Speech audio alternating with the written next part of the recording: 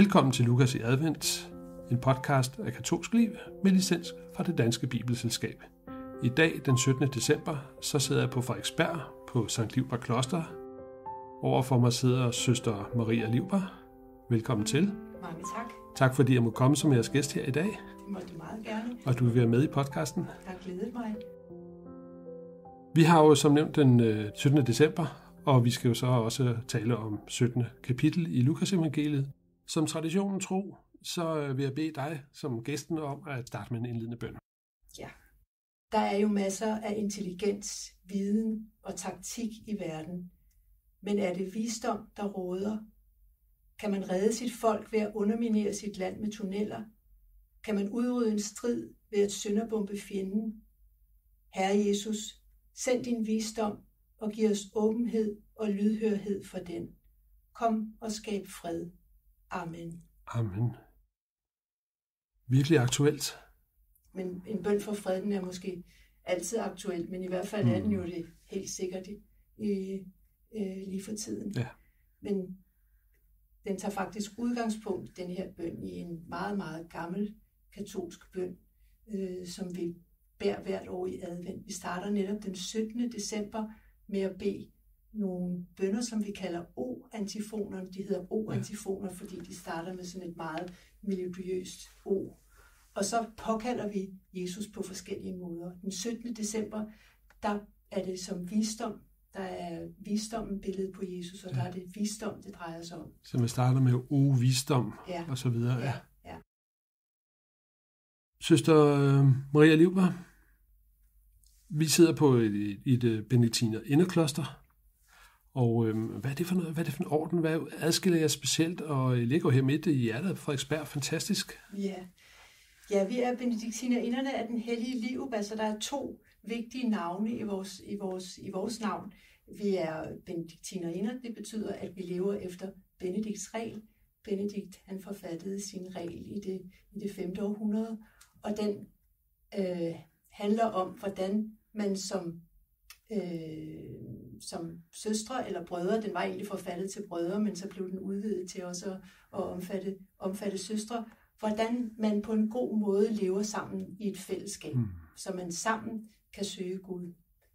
Og han var meget optaget af, hvordan man fik bøn og arbejde til at gå op i en højere enhed. Ja. Han fortæller i sin regel om, hvordan man tilrettelægger hverdagslivet, sådan så der er den rette balance imellem bøn og arbejde. Meget vigtigt for ham var den fejringen af gudstjenesten og bønnen, så han har lavet ret præcise anvisninger for, hvornår vi skulle bede og hvad vi skulle bede. Og hans anvisninger, de er faktisk også grundlæggende i den katolske kirkes fællesbøn, tidebønnen, som vi kalder det, som bliver bedt simultant over hele verden, og vi gør, det er jo især i klostrene og præsterne, der beder den, men alle lægfolk er jo velkomne til at bede med. Det er det, der strukturerer vores dag, og det er en meget stor gave, synes jeg, at kunne bede den bøn sammen med andre, og være klar over, at selvom vi er ikke så mange søstre her mere, så når vi beder den bøn, så er vi et meget, meget stort fællesskab. Det er stort, fordi det spreder sig ud over hele verden, og det er meget gammelt, fordi det går tilbage til jødedommen.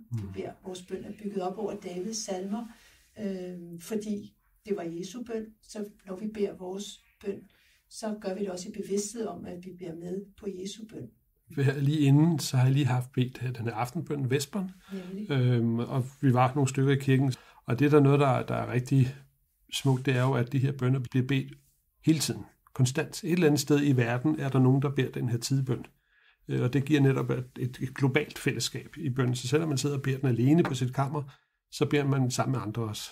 Og det er virkelig en puls, der giver en masse energi. Ja.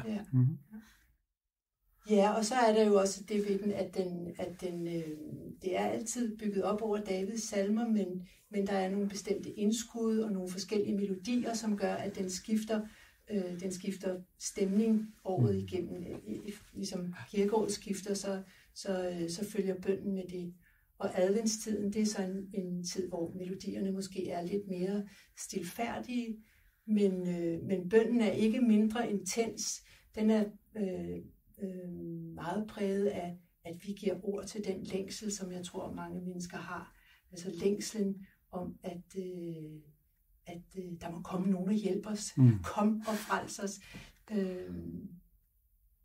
Et gennemgående sætning i bønnen nu, og faktisk også i adventstidens messer, det er Johannes Døber, der går i ørkenen og siger, ban Herrens vej.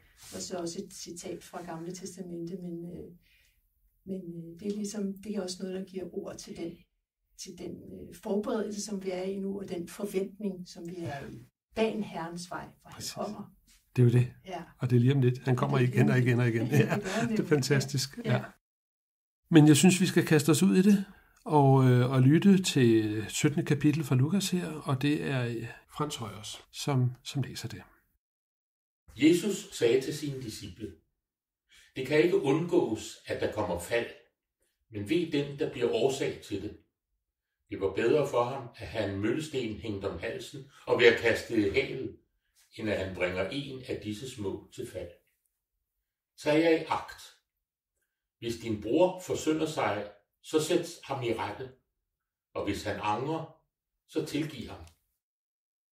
Selvom han forsynder sig mod dig 7 gange om dagen, og 7 gange vender tilbage til dig og siger, jeg angrer det, jeg gjorde, så tilgiv ham. Apostlen sagde til Herren, giv os en større tro. Herren svarede, havde I tro som et sennepsfrø, kunne I sige til dette morbærtræ, ryk dig op med rode og plant dig i havet, og det ville adlyde jer. Hvis en af jer har en tjener som pløjer eller er hyrde, vil han så sige til ham, når han kommer hjem fra marken, kom straks og sæt dig til bords. Vil han ikke tværtimod sige, lav mad til mig og bind kjortlen op om dig og vart mig op, mens jeg spiser og drikker. Bagefter kan du selv spise og drikke. Mon han takker tjeneren, fordi han gjorde det, han fik besked på. Således også I. Når I har gjort alt det, I har fået besked på, skal I sige, vi er unyttige tjenere. Vi har kun gjort, hvad vi skulle gøre. Under sin vandring mod Jerusalem fulgte han grænsen mellem Samaria og Galilea. Da han var på vej ind i en landsby, mødte han 10 spedalske. De blev stående langt fra ham og råbte, Jesus, Mester, forbarm dig over os. Da han så dem, sagde han, gå hen og bliv undersøgt af præsterne. Og mens de var på vej derhen, blev de rene. Men en af dem vendte tilbage, da han så, at han var blevet helbredt. Han priste Gud med høj røst og kastede sig på ansigt for Jesu fødder og takkede ham. Og det var en samaritaner. Jesus spurgte, var der ikke 10, der blev rene? Hvor er de 9? Er det kun denne fremmede, der vendte tilbage for at give Gud æren? Og han sagde til ham, stå op og gå herfra. Din tro har frelst dig. Da farisæerne spurgte Jesus, hvornår Guds rige kommer, svarede han, Guds rige kommer ikke, så man kan iagttage det. Man vil heller ikke kunne sige, se, her er det, eller se der. For Guds rige er midt i blandt jer. Men han sagde til disciplene, der skal komme dage, da I vil længes efter at se blot en af menneskesønnens dage, men I skal ikke se den. Man vil sige til jer, se, der er han, eller se her, men gå ikke derhen og følg ikke efter. For som lynet lyser fra den ene ende af himlen til den anden, når det lyner, sådan skal menneskesønnen vise sig på sin dag. Men først skal han lide meget og forkastes af denne slægt. Og som det var i Noas dage, sådan skal det også være i menneskesønnens dage. De spiste og drak, giftede sig og blev bortgiftet lige til den dag, da Noah gik ind i arken, og syndfloden kom og udslettede dem alle. Eller som i Lots dage. De spiste og drak, købte og solgte, plantede og byggede, men den dag, da Lot forlod Sodoma, regnede ild og svovl ned fra himlen og udslettede dem alle. På samme måde skal det være den dag, da menneskesønnen åbenbares. Den, som den dag er oppe på taget og har sine ting nede i huset, skal ikke gå ned og hente dem, og lige så lidt skal den, der er ude på marken, vende hjem igen. Husk på Lots hustru. Den, der søger at redde sit liv, skal miste det, men den, der mister det, skal minde det.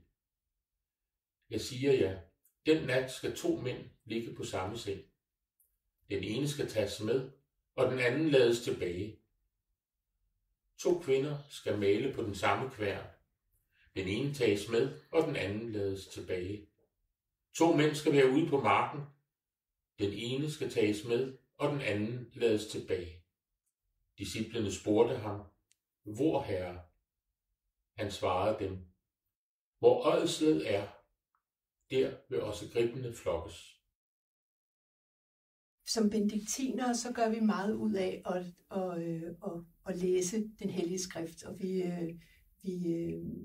læser den ikke bare, vi følger kirkeårets læsninger, så vi læser de læsninger, der hører til den bestemte dag, men vi læser den ikke bare én gang. Vi læser den aftenen før. Om aftenen læser vi næste dags evangelium. Og så har vi gerne en time om morgenen, hvor vi kan meditere over teksten, og så kan vi have den med os dagen igennem, hvor vi kan gå og gruble over en sætning eller 2, som særligt har fanget vores opmærksomhed.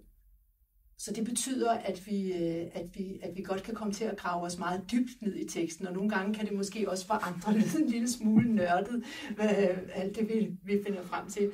Og jeg må også indrømme, at jeg måtte indskrænke mig lidt, fordi du havde, altså kapitel 17, det er jo langt, så jeg kunne godt fylde 30 sider, og så ville det ikke være udtømt endnu. Så derfor så har jeg valgt, og jeg vil prøve at se, om den måde, jeg læser på her, kan være et billede på, hvordan vi som benediktinere fordyber os i teksten, når vi læser den. Så jeg starter med de første 2 vers, som lyder sådan her. Det har vi lige hørt, men nu siger jeg det lige igen. Jesus sagde til sine disciple, det kan ikke undgås, at der kommer fald, men ved den, der bliver årsag til det. Det var bedre for ham at have en møllesten hængt om halsen og at være kastet i havet, end at han bringer en af disse små til fald. Det første blik, man kaster på det, og det indtryk, man sådan lige umiddelbart får af det her lille tekststykke, hvis man bare kigger på det sådan lidt overfladisk, kan man sige, men alligevel så er der noget, der går klart og tydeligt igennem. For det første, at fald ikke kan undgås. Og det betyder jo, at det er noget, vi må være klar over som mennesker, at vi er aldrig perfekte. Det hører med til at være menneske simpelthen, at vi nogle gange misser the point og falder helt ved siden af i forhold til det, som Gud gerne vil have. Det tror jeg, vi kender alle sammen. Det kender vi alle sammen. Og så ligger der selvfølgelig også i den her tekst en understregning af, at vi har stort ansvar for hinanden. Nok skal vi passe på os selv, men vi skal også passe på de andre.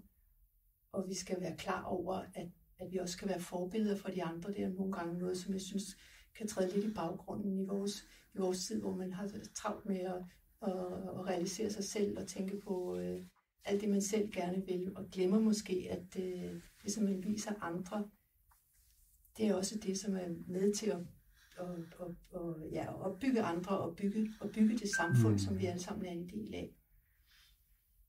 Så kommer jeg selvfølgelig også til at tænke på det her, når jeg læser, altså hvor alvorligt det bliver understreget, at det er vigtigt, at vi ikke bliver årsag til andres fald. Det er også et meget stort ansvar, vi har, når vi repræsenterer kirken. Meget, meget stort og alvorligt ansvar, som vi desværre ikke altid har levet op til, men som vi jo, det kan ikke understreges nok, hvor vigtigt det er, at vi tager vores ansvar på os. Ja, det var ligesom det første kig på den her tekst, som fik mig til at tænke i de her tanker. Hvis vi så går et spadestik dybere, så kunne jeg finde på at spørge, så kunne jeg undre mig lidt over den der møllesten. Det var bedre for ham at have en møllesten hængt om halsen og være kastet i havet, end at bringe en af disse små til fald. Det er jo klart i hvert fald også, at det må ikke være særlig rart at have en møllesten hængt om halsen, så det er også derfor, at vi er klar over, at her er der tale om, det er alvor, det her. Det er noget, vi skal være meget opmærksom på. Men alligevel, den møllesten der, det kan være, hvis der er sådan nogle ting, som man undrer sig, hvorfor bruger han lige det billede? Hvorfor bliver der lige snakket om en møllesten? Så kan det være en idé at kigge på, hvor det ellers står i den hellige skrift, hvor der ellers står noget om sådan en møllesten.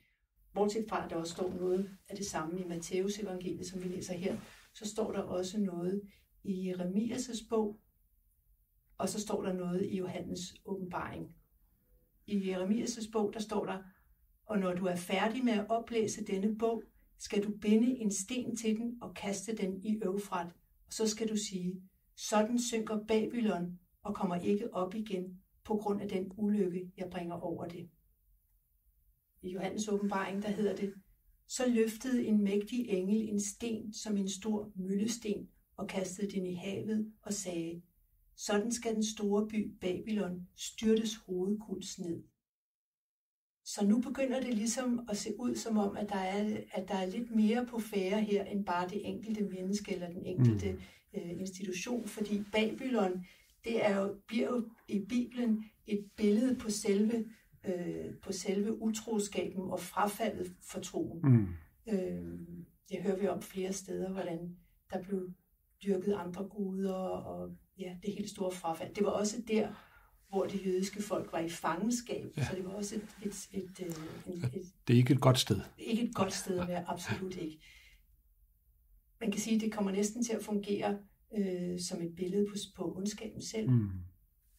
Og så bliver det jo så pludselig, så får teksten her jo pludselig en anden dimension, fordi så hedder det, ved ondskaben, det var bedre for ondskaben at have en møllesten hængt om halsen og være kastet i havet. Så det her pludselig ser ud til også at indeholde en profeti om, at kristendommen simpelthen er det, der skal overvinde ondskaben. Det er ondskaben, der godt kan begynde at tælle sine dage. Det kan være, at vi stadigvæk må kigge langt efter det, men det er det, der bliver profeteret om her, tænker jeg, og mange andre steder i Bibelen. Vi kan også kigge lidt på et andet fald. Det første fald, som vi hører om i Bibelen, det var jo syndefaldet, hvor slangen som fristeren blev også et symbol på selve ondskaben. Det, der systematisk modarbejder Gud. Og dengang blev det profeteret, det kan vi læse om i 1. Mosebog. Der sagde Gud Herren til slangen, fordi du har gjort dette, skal du være forbandet blandt alt kvæg og blandt alle vilde dyr. På din bug skal du krybe, og støv skal du æde alle dine dage. Jeg sætter fjendskab mellem dig og kvinden, mellem dit afkom og hendes. Hendes afkom skal knuse dit hoved, og du skal bide hendes afkom i hælen. Kirken har i hele sin historie, og i hvert fald siden Irenæus, en af de første kirkefædre, forstået det her som en profeti om Maria som den nye Eva, hvis afkom skulle knuse slangens hoved. Præcis. Så altså et billede på, at Jesus han skal træde ondskaben under fod. Slangen skulle så også bide ham i hælen, og Jesus han blev jo korsfæstet, så det er også det, som kirken har læst i det her. Ja. Når vi så går videre i teksten, der kommer 2 vers til. Jeg fortsætter ikke med alle 45 vers, eller hvor mange der er på den her måde, men der kommer lige 2 vers til, fordi nu kan vi så høre noget om, hvordan vi er kaldet til at arbejde med på overvindelsen af det onde. Her hedder det i vers 3. Tag jer i agt.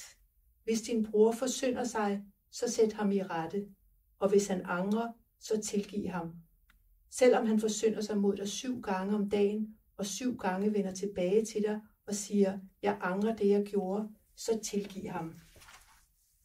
Her kan vi godt begynde med det dybe spadestik, tænker jeg. Her handler det jo om de 7 gange. Altså fordi lige på det overfladiske plan, så er der jo ikke så meget, der er svært at forstå her. Altså at vi skal prøve at blive enige med dem, som vi er. Altså vi skal prøve at forsone os med dem, som vi er blevet uenige med, eller som har gjort os noget ondt. Vi skal blive gode til at tilgive. Hvis vi kigger på det der, at der står 7 gange, hvorfor må der lige stå 7 gange, så kan det være, at det lægger noget til vores forståelse af det her. Matthæus, der fortæller den samme historie, han fletter også noget ind med 77 gange. Og hvis man kigger efter, hvor der står noget om 77 gange i Det Gamle Testamente, så står det i 1. Mosebog. Hævnes Kain 7 gange, skal Lemæk hævnes 77 gange. Så der handler de 77 gange altså om det fuldstændig diametralt modsatte af tilgivelse, fordi hævn, det er jo den diametrale modsætning til tilgivelse. Ja. Jesus han beder os om noget helt andet, fordi at tage hævn, det betyder jo at gå ind på det ondes betingelser, at man arbejder med på ondskaben faktisk. Ja. Hvis man ikke gør noget i forhold til ondskaben, så er det jo ligesom at være passiv. Men at tilgive, det er jo at svare med kærlighed. Så det vil sige aktivt at gå ind i kampen mod det onde. Det er jo ikke altid, at vi kan se resultatet af vores anstrengelser. Og det er også derfor, at det er så vigtigt, at vi er fast forankret i vores tro. Og det handler resten af det her kapitel faktisk også om, at være fast forankret i vores tro. Jesus fortæller om, hvilken kraft der er i den, også selvom den udefra slet ikke kan ses. Ligesom et sennepsfrø jo på ingen måde ligner et sennepstræ. Det her med at kigge i en bibeltekst, der er et eller andet, man ikke forstår, hvorfor det er lige en møllesten, og hvad med de der 7, at i mange af de udgaver, der er i Bibelen fra det danske bibelselskab, der er sådan nogle små henvisninger til andre steder i Bibelen, hvor der står det samme. Og ellers så har man også en god mulighed på Bibelen online, på Bibelselskabets hjemmeside, at søge efter ord, og så kommer det frem, hvor det står hen. Så det er en rigtig god måde, ligesom du også gør her, at sige, hvor står der noget af det her andre steder også. Og mange af de ting, hvor Jesus siger noget, der refererer han netop typisk til Det Gamle Testamente. Så det er en super god måde at komme lidt længere ind i teksten, som nogle gange kan være svært, hvis ikke man er bibelkendt. Til sidst her, så har vi den her lille ting med, at du som gæst finder en sætning, et vers, som siger der noget særligt her i det her kapitel, som vi kan lade hænge lidt i luften. Ja, den sætning, jeg har valgt, det er så nok den sætning i hele det her afsnit, som jeg synes er den mest mærkværdige, den som har kostet mig flest tankebrud måske. Men jeg har også fundet hjælp hos en af de gamle kirkefædre, nemlig hos Ambrosius, som var biskop af Milano i 4. århundrede. Han har faktisk skrevet en hel kommentar til Lukas evangelium. Mm-hmm. Og han har en ganske særlig udlægning af kapitlets allersidste vers 37, hvor det handler om, at disciplene spørger Jesus om menneskesøndens komme. Hvor, Herre, spørger disciplene, og han svarede dem, hvor ådslet er, der vil også gribene flokkes. For os, der lyder det jo sådan, det lyder både lidt mystisk, men det lyder også en lille smule ulækkert, ikke? Eller ubehageligt. Man får nogle ubehagelige associationer, når man læser det. Der så Ambrosius lidt anderledes på det, fordi han havde lidt anderledes oversættelse, ville oversætte både ordet for ådsel og for grib lidt anderledes. I det ordet for ådsel, det er det græske ord soma. Vi kender det fra somatisk, og det betyder jo krop eller legeme. Det er faktisk det samme ord, som Jesus bruger i den sidste nadver, når han løfter brødet og siger, dette er mit legeme. Interessant. Ja. Og så en grib, det er jo også en slags ørn, og det er også sådan, Ambrosius oversætter. Ørn, det lyder lidt bedre end grib, synes jeg ikke. Man får nogle anderledes billeder, når man tænker på en ørn, og i bibelsk forstand, så vil det også være et billede på det troende menneske, det menneske, der har fået ørnevinger. Ja. Så Ambrosius, han forstår det her sidste vers 37 på 2 forskellige måder. Om Kristi opstandelse, hvor Maria Magdalene som en af ørnene kom og fandt den opstandne Kristus. Ja.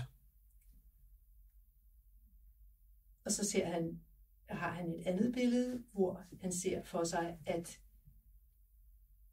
gribene, der flokkes, det er de troende nu, kirken nu, eller hvornår det er de troende, der samles om Kristi legeme, altså i nadveren eller i kommunionen. Med de ord og den spændende sætning, som pludselig giver en anden mening, synes jeg, så vil vi sige tak for i dag. I morgen, den 18. december, så skal vi høre Ole Lyngvåg. Det bliver rigtig spændende at høre. Tak for i dag. Tak for, at du ville være med. Mange tak, fordi jeg måtte. Til alle jer derude som sædvanligt, bed for os. Vi beder for jer.